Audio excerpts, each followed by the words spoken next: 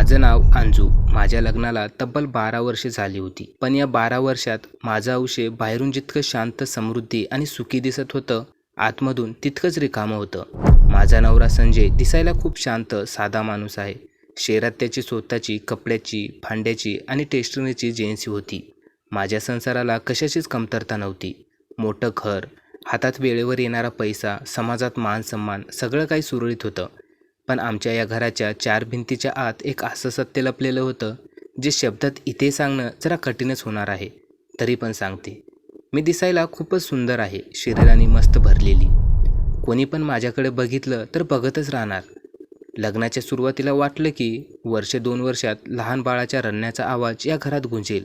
पण जशी वर्ष सरकत गेली तशी माझी कूस उघडीच राहिली. मी शेकडो डॉक्टरांचे उंबरडे झिजवले, वैद्याचे कडू काढे पिले, नवस केले, उपवास तापवास केले, अंगारे तुंबारे केले आणि दूरवरच्या मंदिरात जाऊन पायपेटी केली. पण देवाच्या दरबारातून दरवेळेस माझ्या पदरात फक्त आणि फक्त निराशाच पडाली. दर महिन्याला येणारी माझी पाळी माझ्या काळजाचा तुकडा पाडत होती. पण या सगळ्या दुःखाच्या मुळाशी एकच गुप्त आणि अधिक वेदनादायक गोष्ट होती. संजयसोबतच्या नात्यात एक भयानक अदृश्य दरी निर्माण झाली होती. मी एक तरुण, निसर्गाने नटलेली स्त्री होती. माझ्या मनात संसाराची, प्रेमाची आणि आई होण्याची तीव्र भूक होती. पण संजय मला ते सुख देण्यासाठी असमर्थ होता. असं नाही की तो काहीच करू शकत नव्हता, पण 15 दिवसातून कधीतरी एक वेळेस. म्हणूनच माझी तडफड दिवसेंदिवस वाढतच गेली.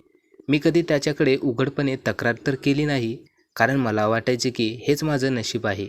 मी माझ्या भावनांना माझ्या खोल कोपऱ्यात दाबून ठेवलं. पण जेव्हा माझी लहान बहीण, तिचं माझ्या लग्नानंतर कित्येक वर्षानंतर लग्न झालं होतं, ती जेव्हा एका गोंडस बाळाची आई बनली, तेव्हा तिचं ते मऊ मखमली बाळ माझ्या मांडीवर आलं, तेव्हा माझ्या सहनशक्तीचा पारा बांध तुटला.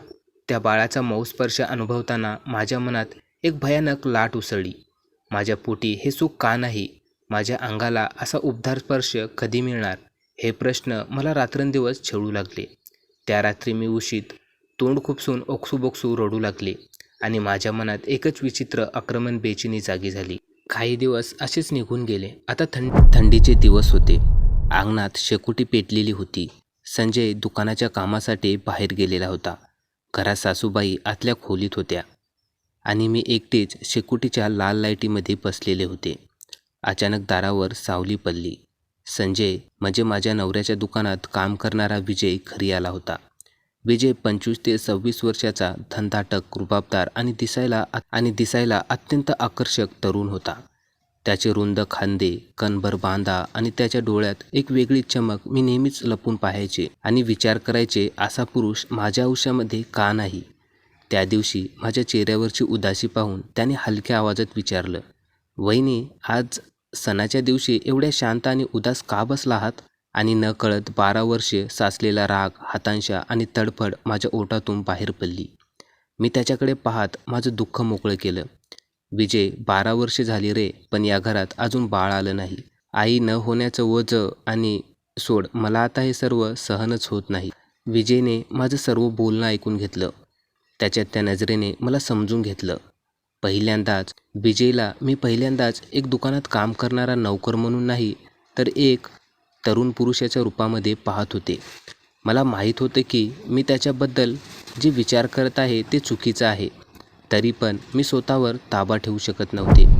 त्या दिवसानंतर आमचं बोलणं वाढू लागलं. व्हॅलेंटाईनच्या दिवशी जेव्हा त्याने मला गुपचूप फोन करून शुभेच्छा दिल्या आणि तेव्हा माझ्या काळजाचा ठोका चुकला.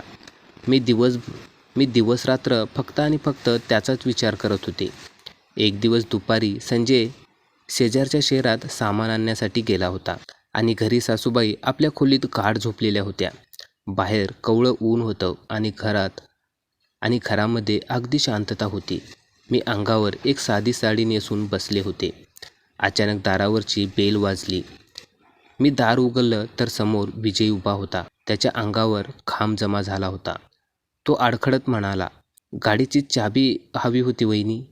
त्यावेळेस माझ्या मनामध्ये नको ते विचार यायला सुरुवात झाली. मी चाबी शोधायचं नाटक करत त्याला आत बेडरूमच्या दारापाशी उभं केलं आणि म्हणाले, "तू थांब, मी जरा फ्रेश होऊन आले, मग आपण चाबी शोधू." मी बाथरूममध्ये गेले आणि काही वेळात बाहेर आले. माझ्या मनातील एकटेपणा आणि 12 वर्षाची तडफड मला चुकीच्या मार्गावर घेऊन जात होती. त्यावेळेस मी पातळ लाल कलरची साडी घातलेली होती आणि त्या साडीमध्ये मी एखाद्या हिरोईनसारखीच दिसत होते. त्यावेळेस माहीत नाही विजयच्या मनामध्ये काय विचार निर्माण झाले आणि तो माझ्या जवळ आला आणि मग आम्ही आमच्या सर्व मर्यादा ओलांडून टाकल्या. त्या एका दुपारी मी माझ्या भावनाच्या प्रवाहामध्ये वाहत गेले होते. आमच्या दोघांमध्ये जे काही झालं ते इथे शब्दामध्ये सांगणं जरा अवघडच जाईल. आम्ही दोघांनी आमच्या सर्व मर्यादा ओलांडून टाकल्या आणि ते सर्व करून बसलो. विजयसोबत एक गुप्त नातेसंबंध सुरू झाले. जेव्हा आम्ही शांत झालो तेव्हा विजय मला आधार देत म्हणाला, "वहिनी, आता तुम्ही कधीच एकट्या राहणार नाही." त्या रात्री जेव्हा संजय घरी आला तेव्हा मला त्याच्या साध्या स्वभावाची कीव येऊ लागली. पण एक स्त्री म्हणून माझ्या पण काही गरजा होत्या, ज्या संजय म्हणजेच माझा नवरा कधीच पूर्ण करू शकला नाही. मला माहीत होतं की मी जे काही करत आहे ते खूप चुकीचं आहे, पण मी स्वतःवर ताबा ठेवू शकत नव्हते. दिवस पुढे सरकत गेले. विजय आणि मी गुपचूप भेटत राहायचो. जेव्हा जेव्हा संजय दुकानात किंवा कामानिमित्ताने बाहेर जायचा, विजय संधी साधून घरी यायचा. पण माझ्या मनात फक्त वासना नव्हती, तर एक मोठा ध्यास होता. मला विजयच्या मुलाची आई व्हायचं होतं. एके दिवशी संजय म्हणजेच माझा नवरा 3 दिवसासाठी मामाच्या गावाकडे एका लग्नासाठी गेला होता. घरी फक्त सासूबाई होत्या. मी पूर्णपणे मोकळी होते. विजय रात्रीच्या वेळी गुपचूप माझ्या बेडरूममध्ये आला. त्या रात्री मी विजयला म्हणाले, "विजय, मला तुझ्या मुलाची आई बनव. मला एक बाळ दे." विजय थोडा घाबरला आणि म्हणाला, "वहिनी, हे सर्व तुला माहीत झालं तर काय होईल?" मी म्हणाले, "संजयला काहीच कळणार नाही. तो एवढा भोळा आहे की त्याला वाटेल हा देवाचा चमत्कार आहे. जगाच्या नजरेमध्ये तो बाप असेल, पण आपल्यालाच माहीत असेल की याचा खरा बाप कोण आहे." त्यावेळेस विजयने मला घट्ट मिठी मारली आणि माझ्या इच्छेनुसार तो क्षण आमच्या आयुष्यात आला आणि खरंच चमत्कार घडला. काही आठवड्यातच माझी पाळी चुकली. मी घरी चाचणी केली आणि निकाल पॉझिटिव्ह आला. माझ्या डोळ्यात आनंदाचे अश्रू आले. जेव्हा मी ही बातमी संजयला सांगितली तेव्हा तो लहान मुलासारखा आनंदाने ओरडला, नाचला. त्याला वाटलं त्यानेच हे केलं आहे. पण मी आणि विजय जेव्हा एकमेकाकडे पाहायचो तेव्हा आमच्या नजरेत एक गुप्त अहंकार आणि हसू असायचा. 9 महिन्यानंतर मला जुळी गोंडस मुले झाली. 2 मुले. संपूर्ण घरात उत्सवाचे वातावरण होते. संजय तर मुलाला हातात घेऊन तासनतासभर बसून असायचा. त्यांच्यावर प्रेमाचा वर्षाव करायचा. पण मुलाचा चेहरा, त्याचे डोळे, त्याचे नाक हुबेहूब विजयसारखे होते. प्रेमामध्ये आंधळा असलेला संजयला मात्र याचा काहीच संशय आला नाही.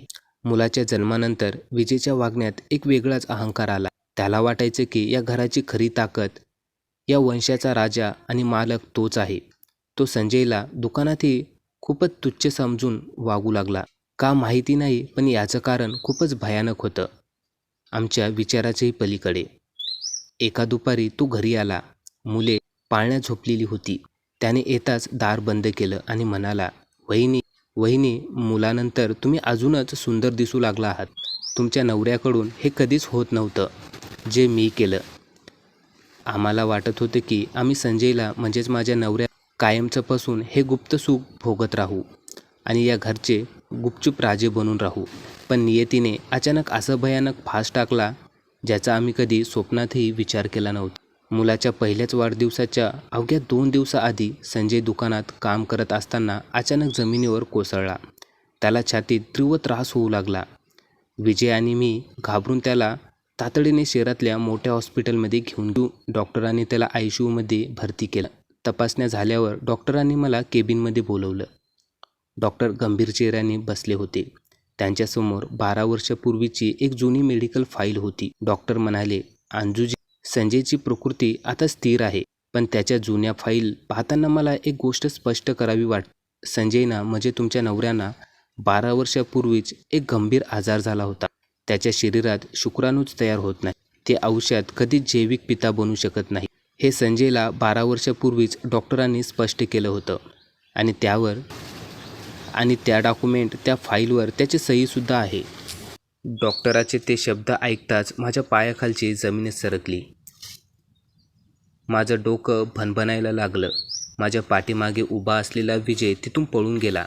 त्याचा चेहरा पांढरा पडला होता. ज्या माणसाला मी 12 वर्षे बाळवंट, कमजोर, अयशस्वी आणि अज्ञानी समजत होते, त्याला 12 वर्षापूर्वीच माहीत होते की तो कधीच बाप होऊ शकत नाही. मग त्याने माझ्या या गरोदरपणावर आणि माझ्या मुलावर असा अंधविश्वास कसा ठेवला?